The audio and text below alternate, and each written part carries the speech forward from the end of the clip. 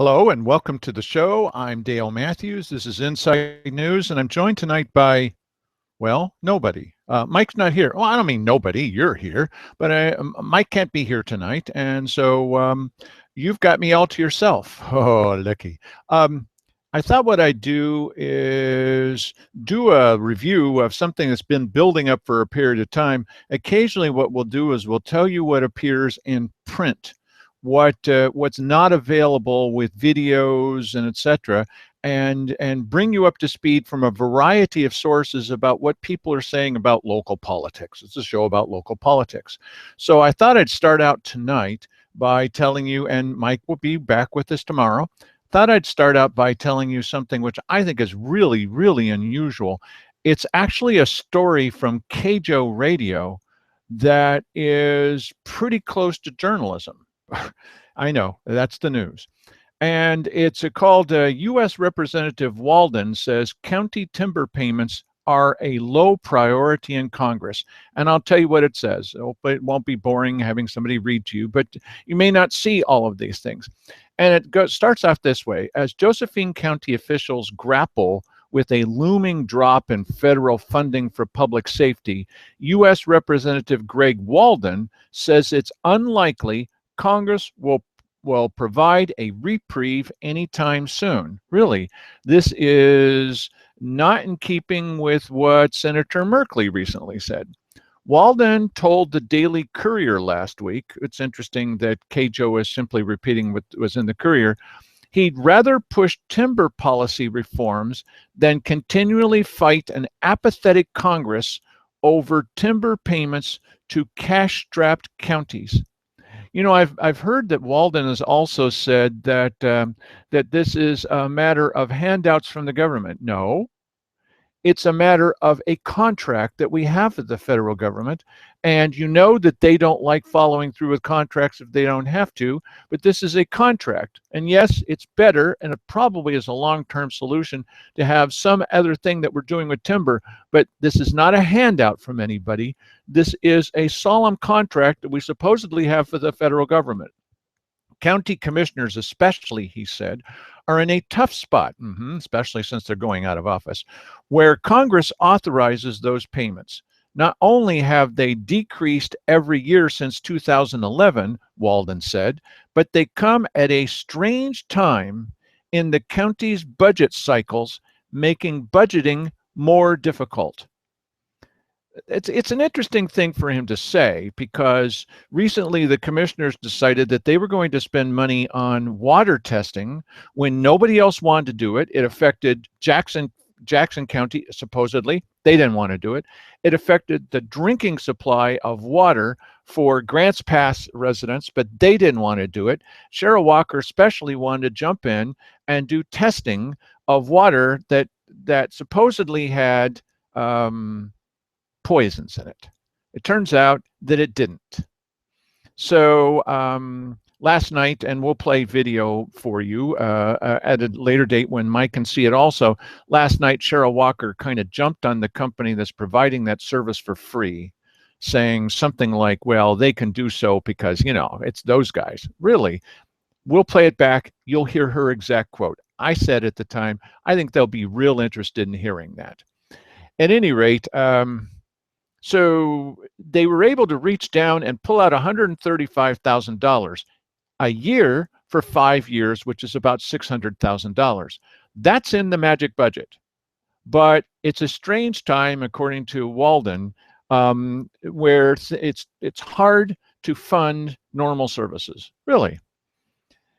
The article at KJO continues, county payments were a substitute for money otherwise earned through logging revenues. When Congress restricted access to Oregon's forests in the early 1990s, Josephine County was promised an infusion of cash to fund services that had long been funded by the county's share of timber sales of federal land.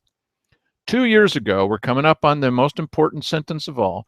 2 years ago, these payments plummeted, forcing deep cuts across all of Josephine County's operations.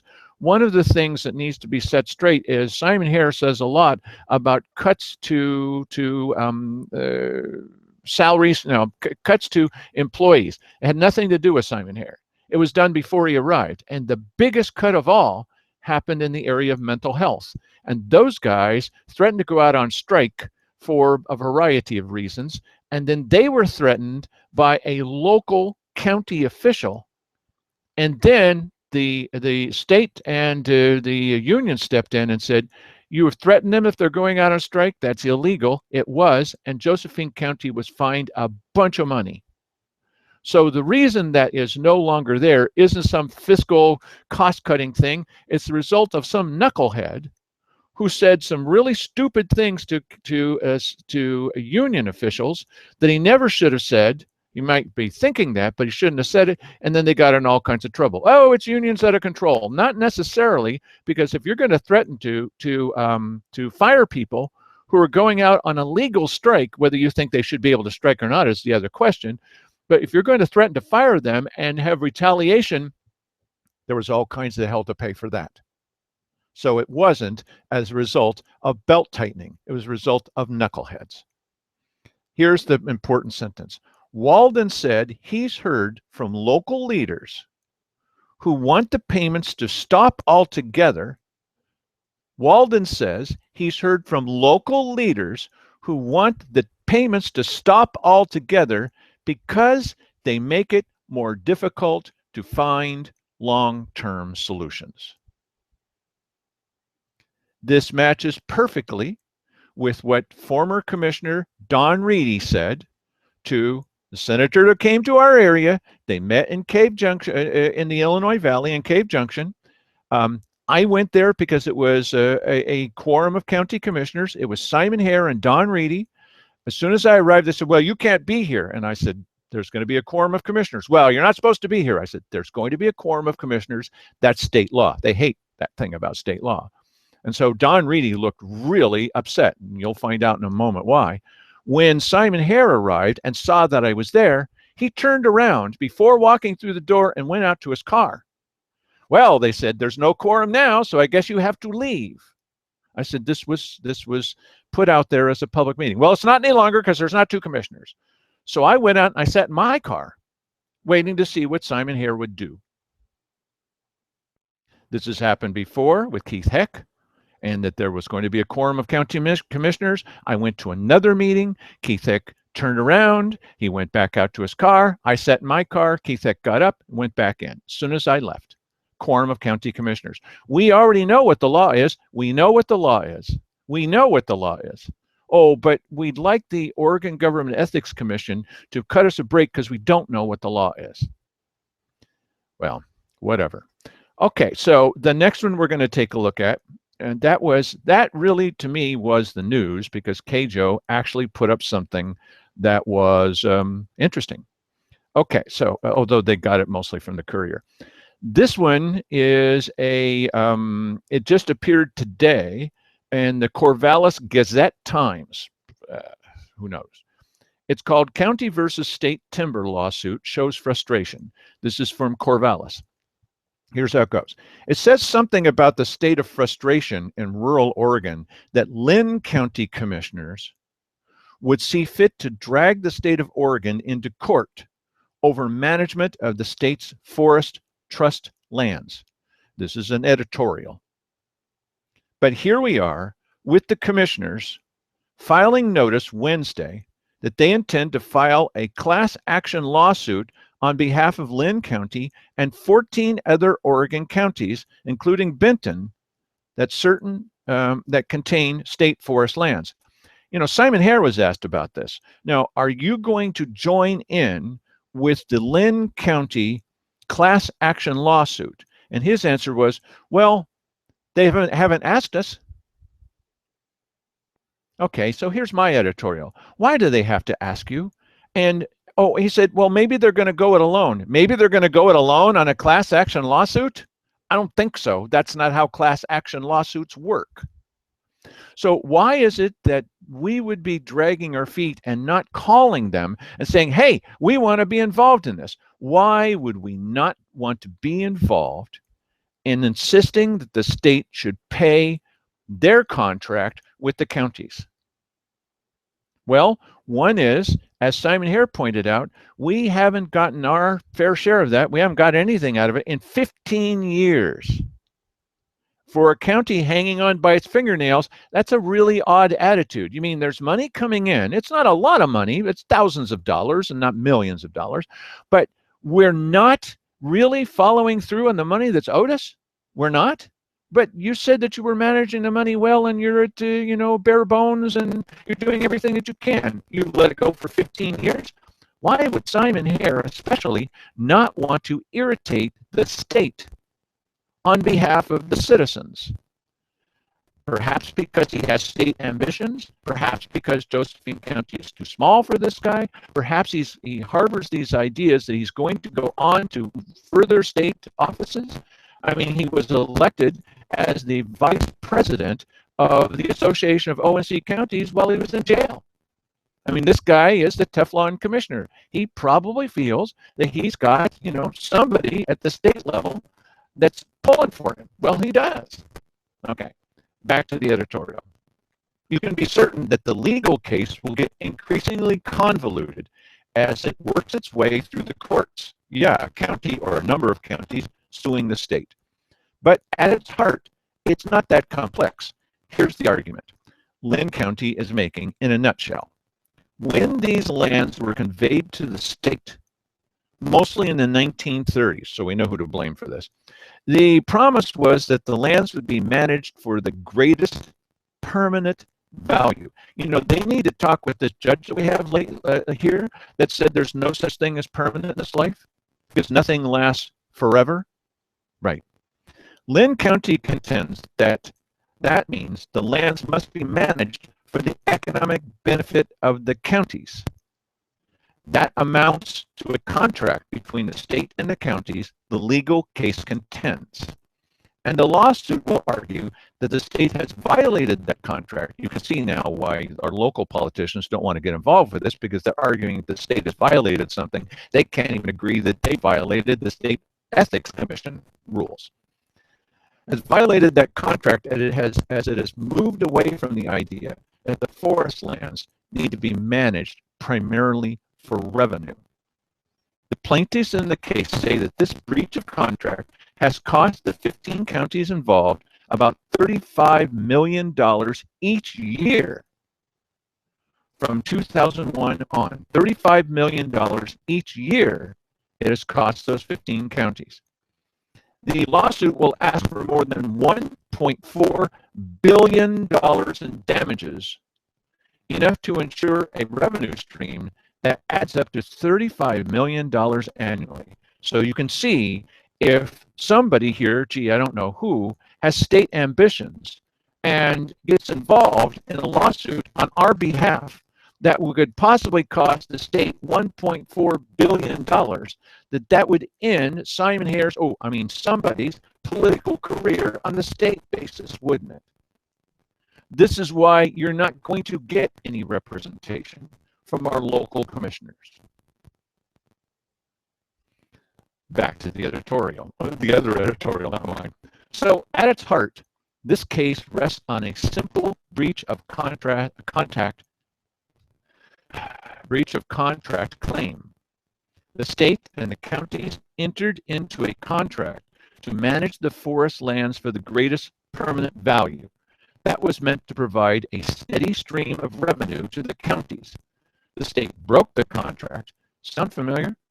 And the amount of money generated for the counties has declined, harming the county's ability to provide services.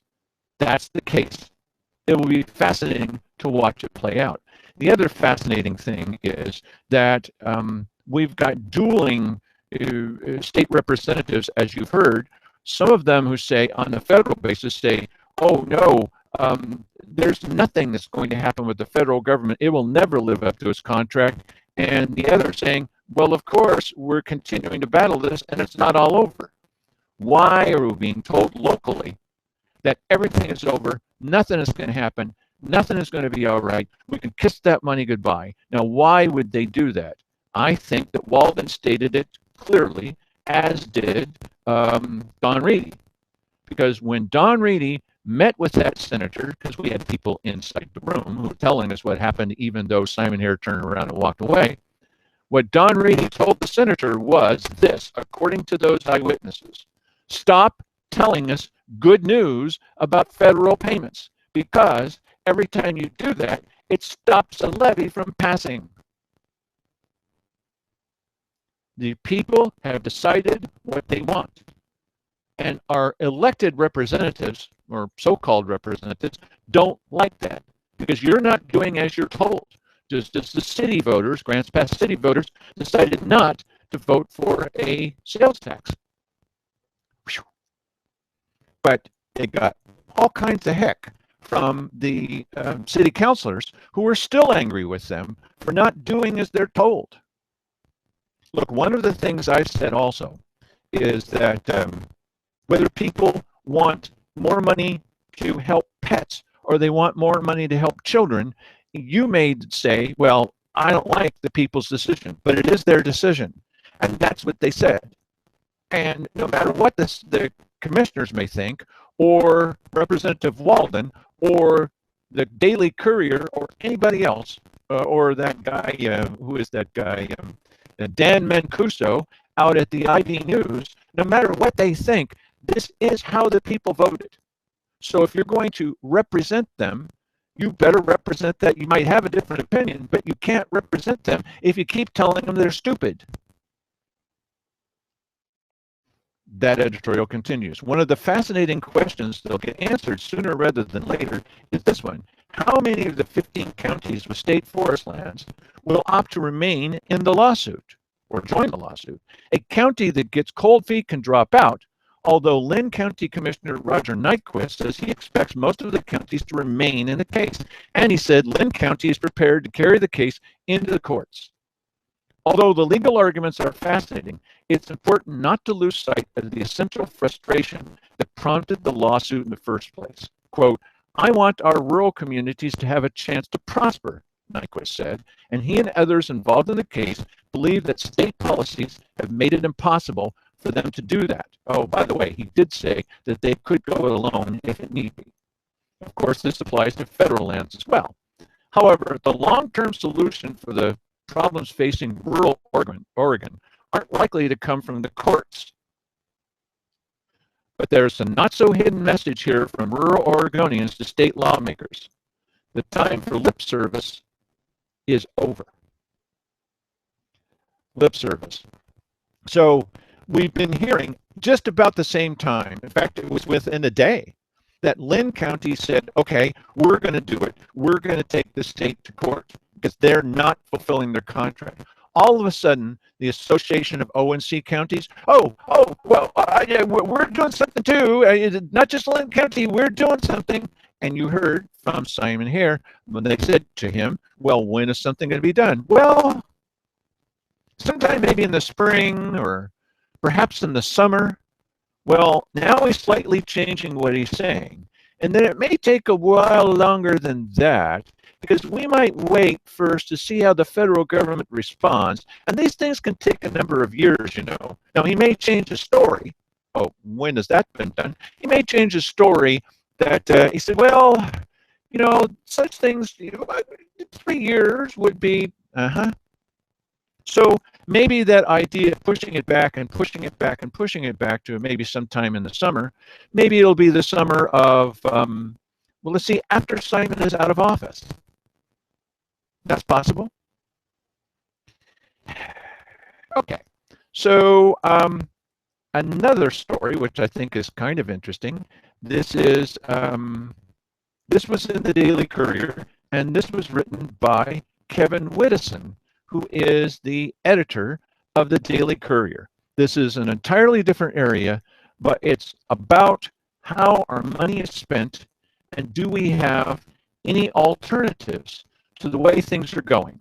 So I was at the Cave Junction, Illinois Valley quarterly meeting where 2 commissioners went. Simon Hare did not attend, which was sort of irritating to a couple of people who think of Simon Hare as being an Illinois Valley boy.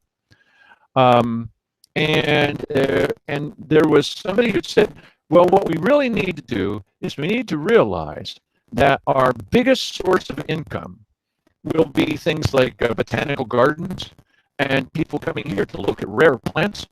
And we need to understand that because tourism, that's our cry. Victory.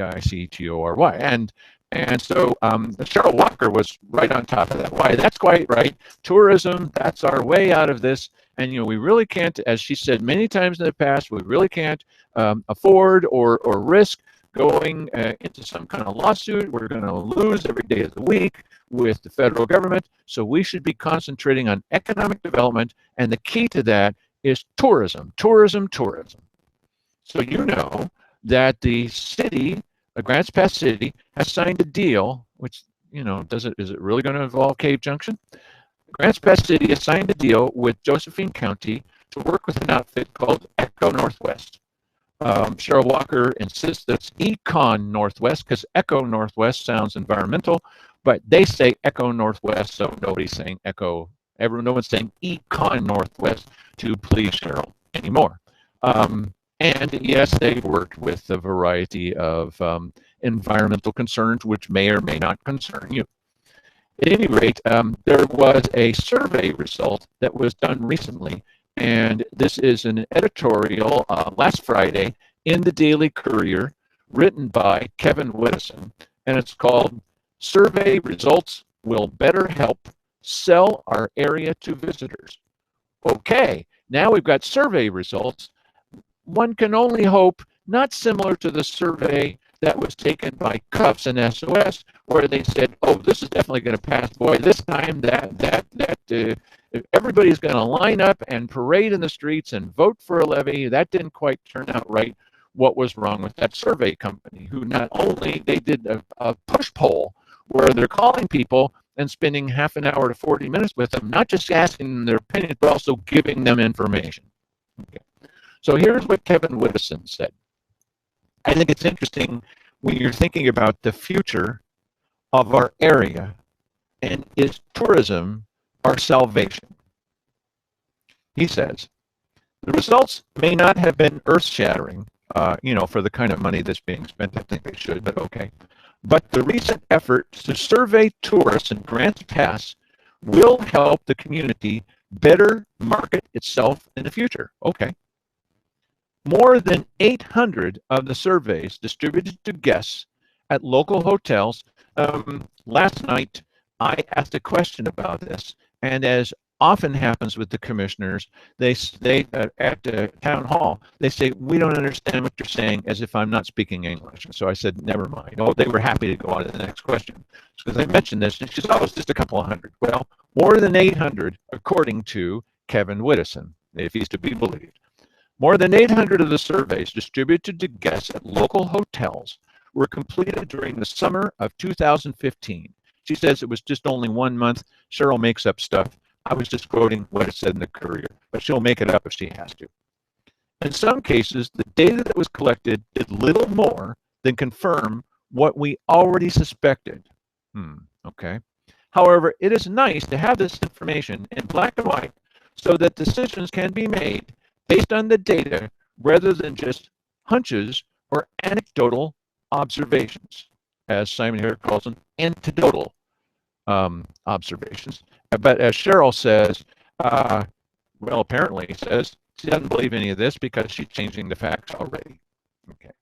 The data about what people do while they were actually here may be more important than the information about what attracted them to the Rogue Valley in the first place. Okay. Here it comes. For example, if you combine the categories of visiting family, visiting friends, and highway travel, which presumably means they stopped here for a night on their way to somewhere else, it turns out that 61% of people who come here for reasons that are difficult to promote. You think so? Visiting family. When was the last time you visited your aunt? When was the last time you visited your friends? You can't promote that. So Kevin Whittison says, come on, everybody. You need to invite more of your friends to town for Boatnik and Back to the 50s. Similarly, other than billboards on Interstate 5, there aren't a lot of ways to persuade travelers who are just looking for a good night's sleep to stop here instead of in Roseburg or Medford. This is the entire, it's not Kevin Woodison's point, it's our point, it's my point. If it's true that on this huge thing, oh, tourism, boy, that's going to do it. If it's true that most of them are visiting family or visiting friends, you can't promote that. What are you going to say? When was the last time you called your mother? Maybe the mother doesn't live here, but even so, visiting friends or visiting family. This is not the key to more tourism. You can't promote that. However, once people are here, says Kevin Woodison, the number one thing they spend money on, okay, is dining. Hey, everybody's got to eat, right? With this data in hand, it becomes obvious that future marketing efforts should include plenty of information about dining options. Yes, but how do you promote people coming here? Once they're here, you're going to try to get them to eat. I'm entirely in favor of that. Or Cave Junction might promote them to do something else rather than just eat. That's okay too. It's legal. But the question is, how do you get them here? According to Kevin Woodison, similarly, a total of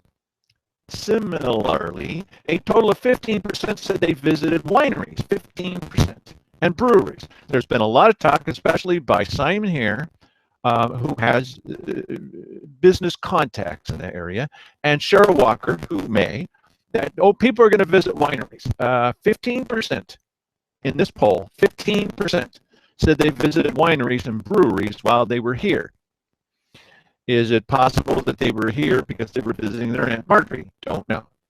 It's unlikely a large number came to Josephine County specifically for that reason, according to Kevin Woodison. However, once they are here, these are among the activities they enjoyed. Well, 15%. So including such information in tourism marketing materials makes a lot of sense. Well, it makes a lot of sense for a small number of people who come here for other reasons. Okay. Maybe they're coming here for a rafting trip. That's not what the survey showed. Or other outdoor adventures. That's not what the survey said. But a stop at a local craft brewery or wine tasting room, we could put Simon in charge of that, can add a lot to the experience. Okay. So again, according to Kevin Woodison, most of us already suspected that natural beauty and outdoor recreation are important reasons why this area's tourism industry continues to grow. That's not what the survey said. But having more specific information will certainly help this area market itself. That's not what the survey said. There are lots of nice places to take a vacation in Oregon. So it's important that we hone our message to potential customers. This data, and presumably such efforts will continue in the future, will help keep us competitive.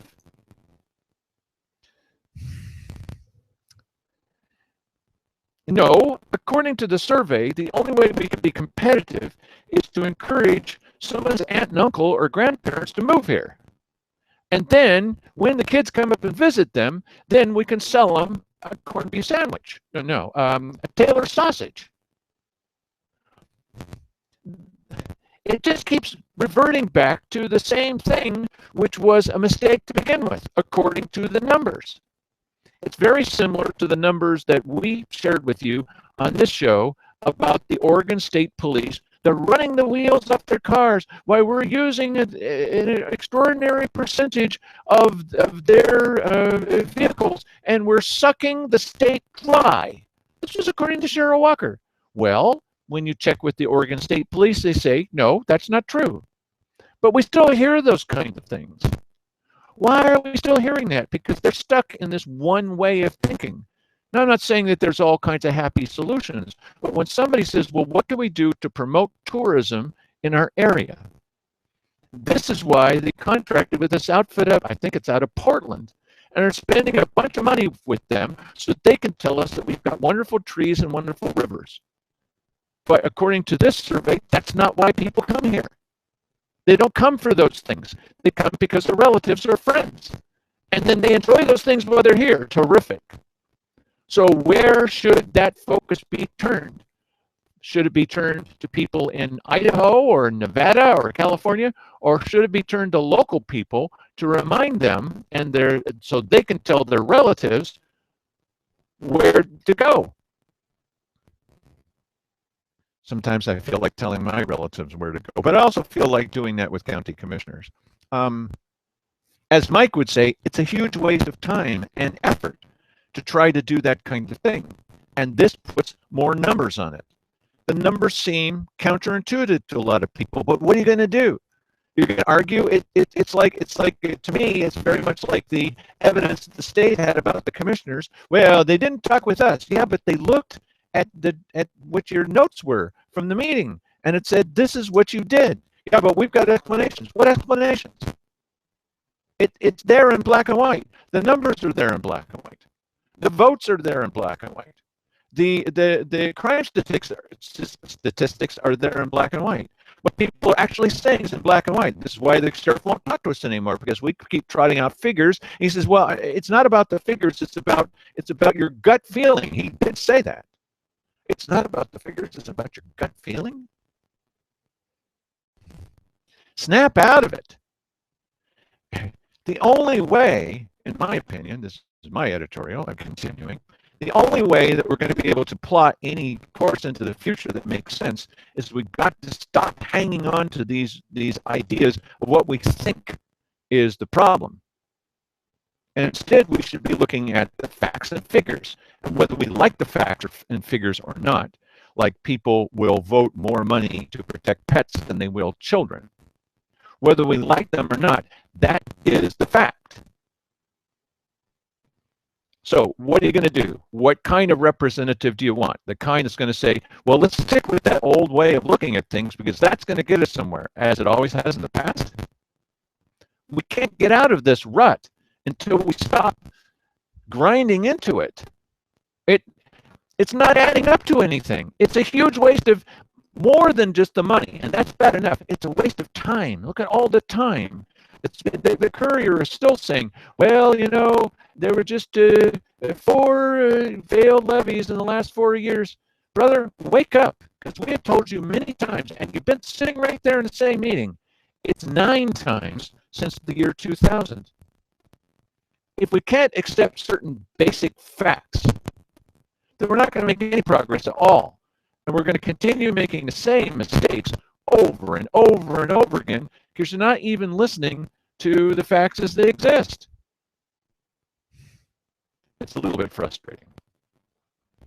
So we're entering a political time where everybody and their brother is going to say that they have some kind of answer to these things that ail us. And there's going to be questions, and you'll hear them coming up from the candidates forums. And they're going to be saying these things to candidates for city councilor. My understanding is they run in November, and it's not a primary. That's my understanding. We'll be sure about this.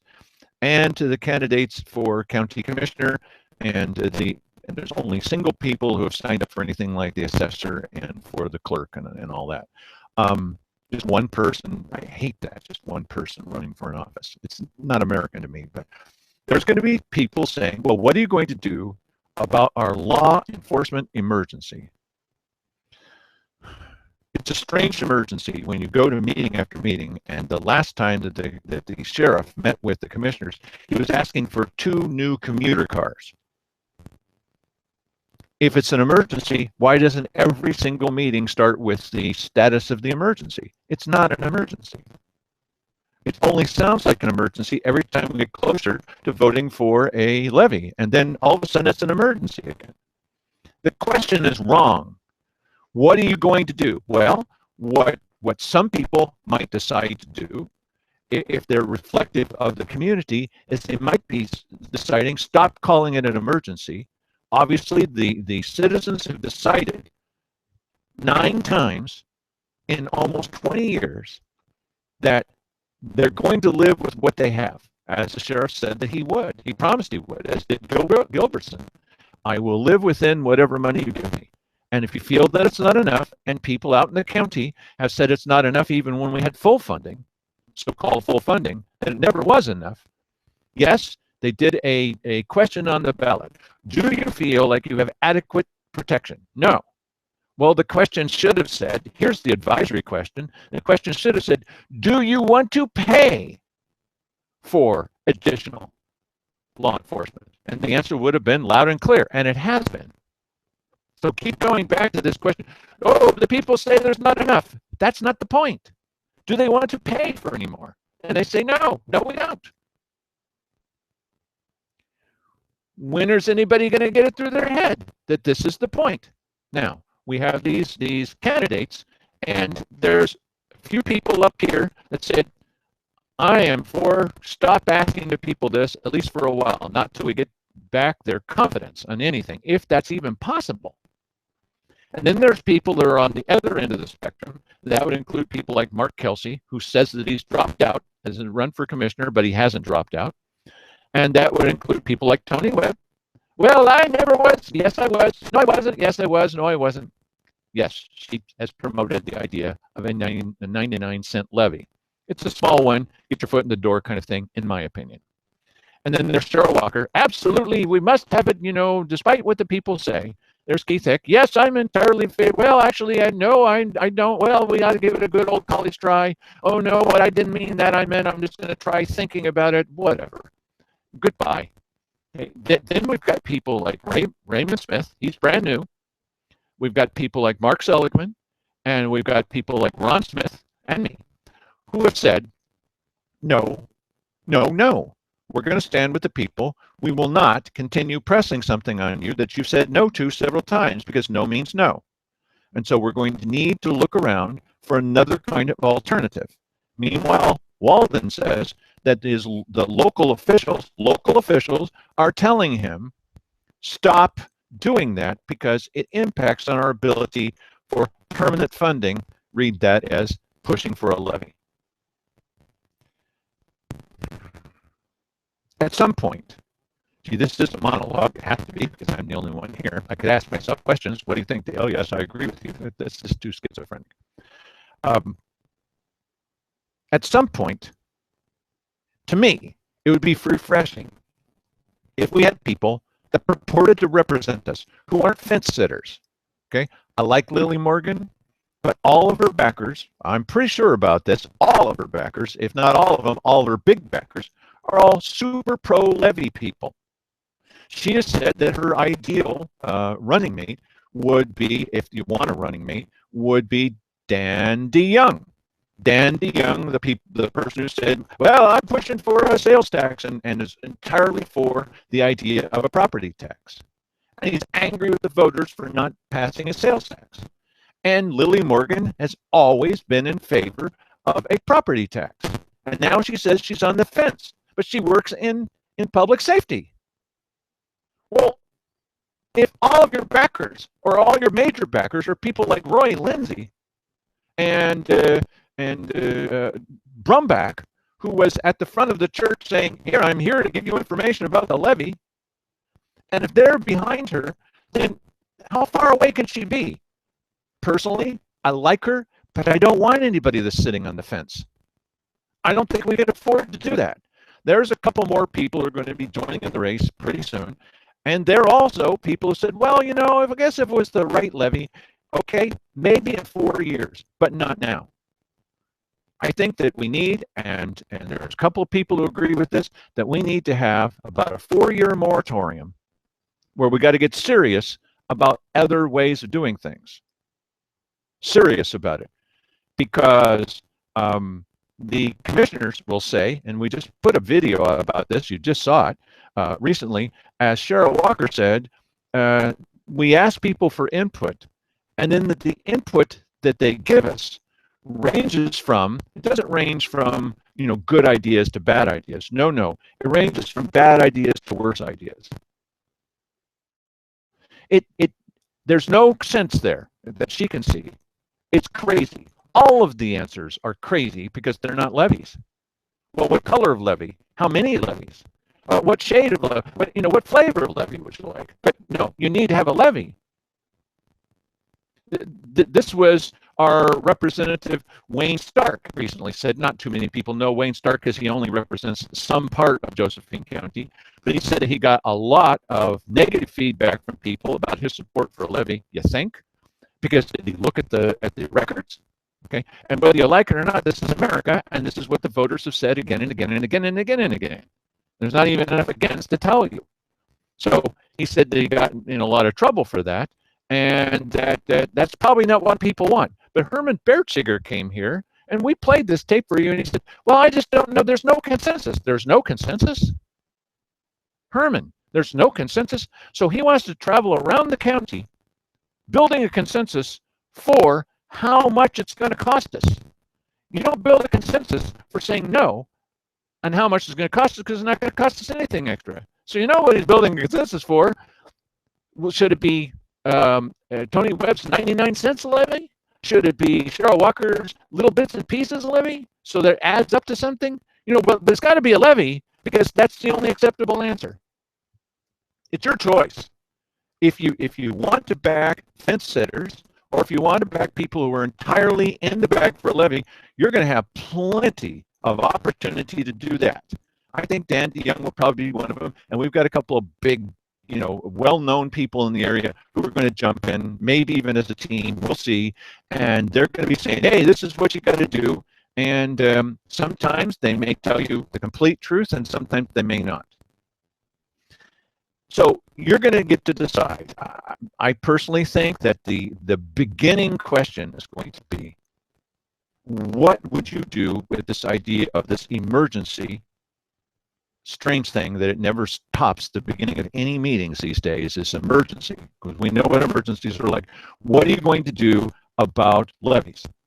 And once you make your decision on that, then the next thing to me will be, is your attitude that you are the honorable chosen ones that have been chosen to rule us, as Rico Brown says, or is your attitude that the people, the other end of the spectrum, the people are more important than some imperial court, that's my judgment, and that all of the meeting should be oriented toward what the people are asking for? Well, of course they're not going to be backing anything other than a levy, because that's not what the people are asking for. That's what they want. So it goes hand in glove, as far as I'm concerned. Well, that's as far as I'm concerned. You can send us an email, and you already know what the email address is, but I'll repeat it: badcounty@cpros.com, and rail on and tell me why I'm entirely wrong. We're going to see. But what I'm hoping is that some of these ideas will germinate. And perhaps others might pick up on this and say, okay, let's turn this thing around. One last thing I think that should be turned around, my personal opinion: why is it that department heads come to speak to the commissioners and not to us? Why is it that the podium is facing the commissioners and not us? Why is it that the commissioners insist, you're here to address us, this is our meeting? No, it's not your meeting, it's our meeting. It's a business session, so it should be conducted like one, and that podium, or the one where you stand at, should be turned around and facing toward the public, because we're the boss. I believe there should be a turnaround about this whole thing. It's your choice. Good night.